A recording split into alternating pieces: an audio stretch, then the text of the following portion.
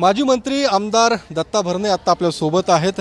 बरं साहेब, हर्षवर्धन पाटलांचा आज पक्षप्रवेश व्हायचा आहे, मात्र त्यांनी आता भाजपला सोड चिठ्ठी दिलेली आहे आणि आता शरद पवार गटात दाखल होण्यासंदर्भात निर्णय जाहीर केलेला आहे। त्यांच्या निर्णयाकडे तुम्ही नेमकं कसं पाहताय? शेवटी तो त्यांचा निर्णय, आता त्यांचा निर्णय आम्ही कसं सांगणार? तो खरं तुम्ही त्यांनाच विचारलं पाहिजे। आता तो काय आमचा म्हणजे माझ्या लेवलचा विषय नाही, तो त्यांचं ते वरिष्ठ आहेत, ते मोठे नेते आहेत, त्यामुळे त्यांच्याबद्दल मी काय बोलू शकतो साहेब। पण मग हा निर्णय घेत असताना त्यांनी कार्यकर्त्यांची बैठक ठेवली होती, ज्या बैठकीतनं त्यांनी म्हटलं की जो या मतदारसंघातला वनवास होता तो आता संपणार आहे। या मतदारसंघावर 10 वर्ष अन्याय झाला होता, तो जो काही अन्याय आता तो दूर होणार आहे। कदाचित त्यांना कदाचित वनवासचा अर्थ काय मला काय समजला, त्यांना जर आपण जर विचारलं वनवास काय असतो किंवा वनवास कसा असतो, त्यांना विचारलं त्याचं उत्तर त्यांना मिळेल। पण आमचा इंदापूरचा मतदार खूप हुशार आहे। आज तुम्ही या इंदापूर शहरामध्ये आज तुम्ही आलाय, आज तुम्ही पुण्याहून आलाय, तर तुम्ही 10 वर्षापूर्वीचं इंदापूर बघा आणि या 10 वर्षातलं इंदापूर बघा, ह्यातनंच तुम्हाला वनवासचा अर्थ समजेल तुम्हाला।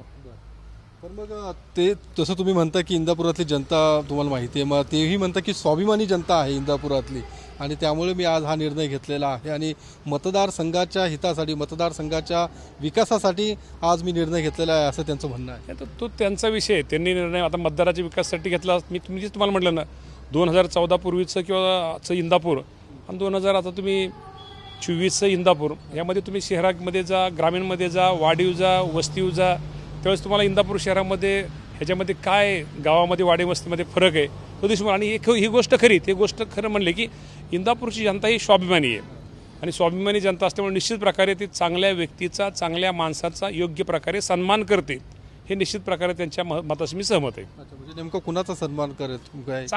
चांगल्या माणसांचा, जो माणूस फक्त निवडणुकीपुरतं न करता कायम 5 वर्ष आपल्यात राहतो, सुखदुःखात राहतो, आपल्याला मदत करतो, सहकार्य करतो, गावाच्या विकासासाठी मदत करतो, आरोग्यामध्ये गावाचा कोण पेशंट आजारी पडला त्याला सहकार्य करतो, त्याच्यासाठी मदत करतो, अहोरात्र करतो। करोनाच्या काळामध्ये सगळ्यात जास्त कुठल्या माणसाने मदत केली, कुठल्या माणसाने किराणाचं किट दिलं, कुठल्या माणसाने रक्तदान शिबिराचं आयोजित केलं, हे त्या तालुक्यातल्या सगळ्या जनतेला माहीत आहे।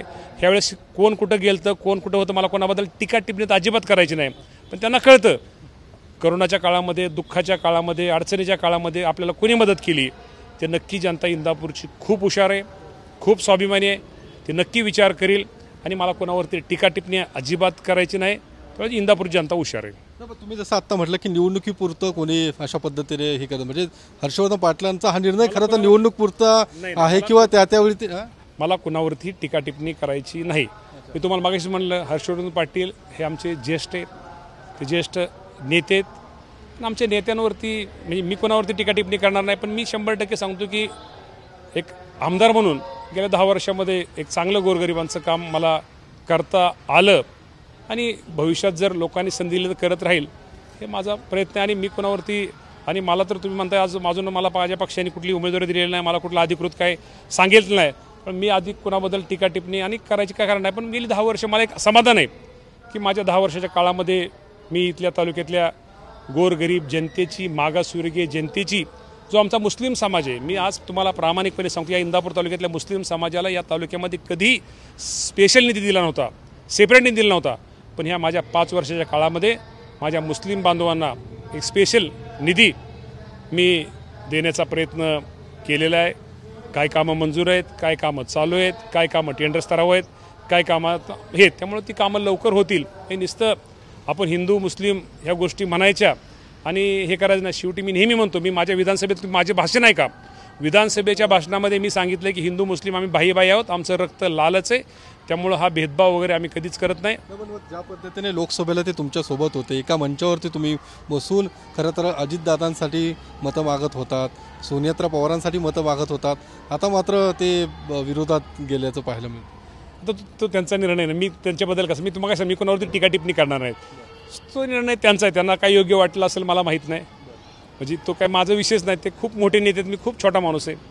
पुन्हा एकदा ते आमने सामने येण्याची दाट शक्यता, म्हणजे तुमच्या समोर पण ज्या पद्धतीने तुम्ही तयारी करतात, गेल्या काही दिवसांपासून मतदारसंघात फिरतायत, अजितदादांनी सुद्धा अप्रत्यक्ष का होईना तुमच्या माध्यमातून मी जनतेला सांगतो, मी फक्त निवडणुकीपुरतं फिरत नाही, गेली 5 वर्ष निवडणूक झाल्यानंतर दुसऱ्या दिवशी निवडणूक आहे असं 5 वर्ष मी या तालुक्यामध्ये प्रत्येक गावात, वाडीत, वस्तीत फिरलेलो आहे.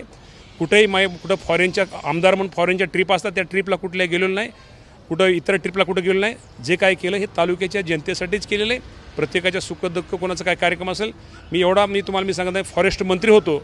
मंत्री असताना ताडोबाचं जे जंगल आहे त्या जंगलात पण मी मंत्री असताना सुद्धा तुम्हाला माहिती आहे मंत्र्याला किती तिथे त्यात सुद्धा गेलो नाही. कारण का शुक्रवार शनिवार बाकी आमदार तिथं त्या जंगलात नागपूरला फिरायचे, पण मी इकडं शुक्रवार शनिवार रविवार कुठंतरी मतदारसंघात येण्याचा प्रयत्न, मी कुणाच तरी कार्यक्रम, लग्न कार्य, बारसं, मयत कुठं काय ते मला करमत नाही. शेवटी तालुका हा माझा एक वेगळा नातं आहे, तर मी तालुका सोडून कुठं गेलेलो नाही. मग कुठेतरी विधानसभेची तयारी त्यांनी सुरू केलेली आहे आणि त्या दृष्टिकोनातून त्यांचा आजचा हा निर्णय असणार आहे. तुम्ही अजित पवार गटाकडून, कारण की विद्यमान आमदारांनाच महायुतीमधनं तिकीट दिलं जाणार आहे आणि त्यांना तिकीट मिळणार नव्हतं म्हणून त्यांनी अशा पद्धतीचा निर्णय घेतलेला आहे, हे कुठेतरी स्पष्ट होताना दिसतंय.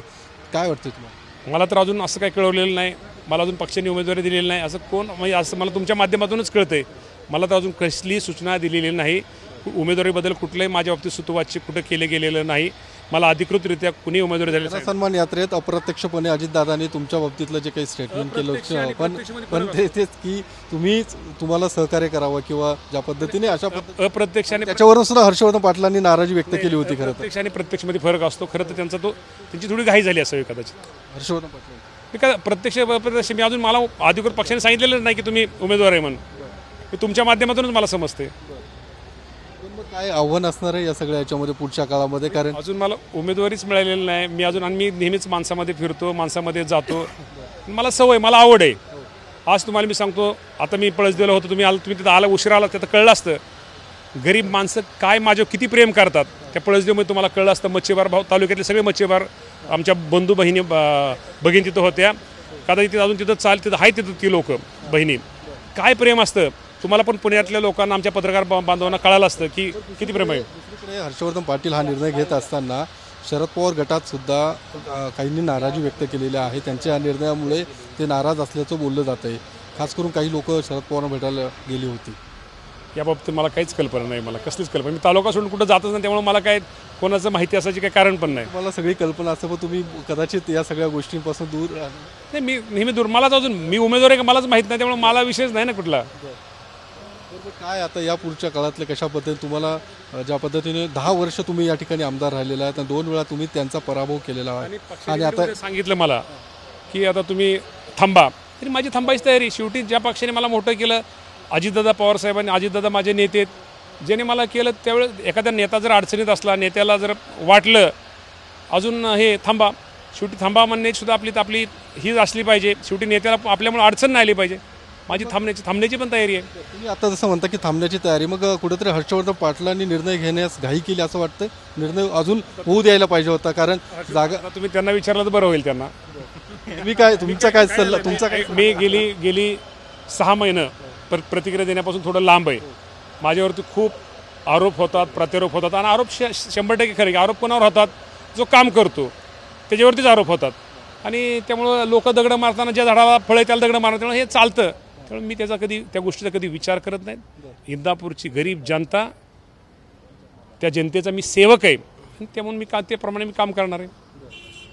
काय आता त्यांना काय सल्ला देणार काय? कारण की तुम्ही ज्या पद्धतीने आता हा निर्णय त्यांनी घेतलेला आहे, या पुढच्या काळामध्ये काय? हो, ते माझ्यापेक्षा ते खूप मोठे नेते आहेत, ज्येष्ठ नेते आहेत. आता त्यांचा सल्ला मी घेणं गरजेचं आहे. त्यांना मी सल्ला देणं बरोबर नाही. धन्यवाद. तर दत्ता भरणे होते. आज हर्षवर्धन पाटील यांनी जो निर्णय घेतलेला आहे, खरं तर त्यावर त्यांनी प्रतिक्रिया देण्यास म्हटलं की खरं तर ते मोठे नेते आहेत, मी त्यांना काय सल्ला देणार. मात्र ज्या पद्धतीने हर्षवर्धन पाटील यांनी जो निर्णय घेतलेला आहे, खरं तर घाई केली असं सुद्धा दत्ता भरणे यांचं म्हणणं आहे. कॅमेरामन अभिजित पिसेसह योगेश बोरसे, TV9 मराठी, इंदापूर.